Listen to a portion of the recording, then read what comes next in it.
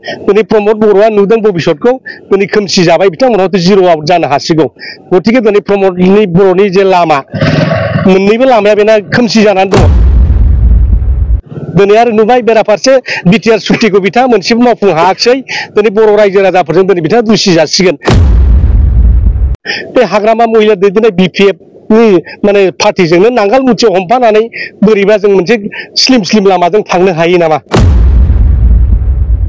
दिनै एनडिपिफ्रा जेलनिफ्राय गवाखिसै फुंबिलिनि गाहाम हामग्लायनायजों आदैमोन मादैमोन नोंथांमोनखौ बरायहरनाय जाबाय स' आरो जाय गोदान बे चेनेलखौ साबस्क्राइब खालामना ला आरो लोगोसे जेसेबांखिनि हायो लाइक कमेन्ट शेयार खालामनो दाबाव स' नोंथांमोना बिदिब्ला नुखाबाय जानो हागौ जाखिनि थाम्बनेल एबा टाइटेलाव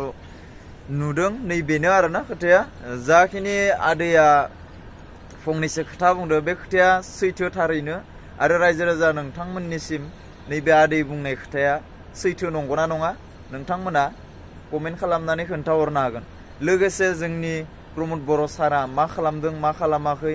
जोंनि बर' हारिनि देरसिन गोलाव लिडार जानानै नैबे बिथाङा जोंनि बर' हारियाव दिनैसिम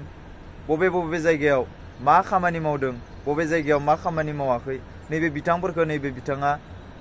कुइसन खालामनाया नैबे खोथाया नंमारगौ थारैनो साननो गोनां जोंनि बर' हारिनि एसेबां गेदेर गोलाव मानसि थानानै जोंनि बर' हारियाव दिनैसिम मा गोजोन सफैदों मा गोजोन जाबोदों नैबे खोथाया नैबे बिथाङा सोंनाय खोथाया नंमारगौ आरो लोगोसे थारैनो नोंथांमोना नैबे सारनि भिडिअखौ नायलांबाय था दिनै एनडिपिफ्रा जेलनिफ्राय गवाखिसै बिथांमोननि केसा उइद्र' जायाखिसै स्कुल प्रभिन्सियेलाइज जानांगौमोन बे जायाखिसै कलेज प्रभिन्सियेलाइज जानांगौमोन जायाखिसै एनडिपिफोरखौ रिहेबिलेट खालामनांगौमोन बे जायाखिसै मार्टियार्स फेमिलिफोरनो दिनैहाय एक्सग्रेसिया फैसा होनांगौमोन बेखौ मोनफुंनो हायाखिसै थादों ससियेल मिडियायाव गोबां रोखोम दुलाराय बर' फरायसा आफादनिफ्रायबो जोंनि रिजनेल पार्टिफोरखौ खौसे जानांगौ इउपिपिएल बिपिएफ लोगो जानानै इलेक्सन गेलेनांगौ होननाय मोनसे नुबाय थादों जोङो आरो बायदिसिना बिदिनो बुंलायनाय सोरबा बुंदों माने हाग्रामा सारा डिपुटि चिफ जानांगौ मालाबा बुंबाय थायो हाग्रामा स्टेट पलिटिक्सआव थांनांगौ दा बेफोरबायदि अनेकथा माने बाथ्राफ्रा फैबाय थादों दा बेफोर माने दासिमबो मोगथां महराव फैयाखै जों खोनाबाय थादों सावरायलायदों मादों होननाय दा बेसेबांसिम साक्सेस खालामनो हायो बे दुलाराय बर' फरायसा आफादनि बिथांमोननि आखायाव थाहैगोन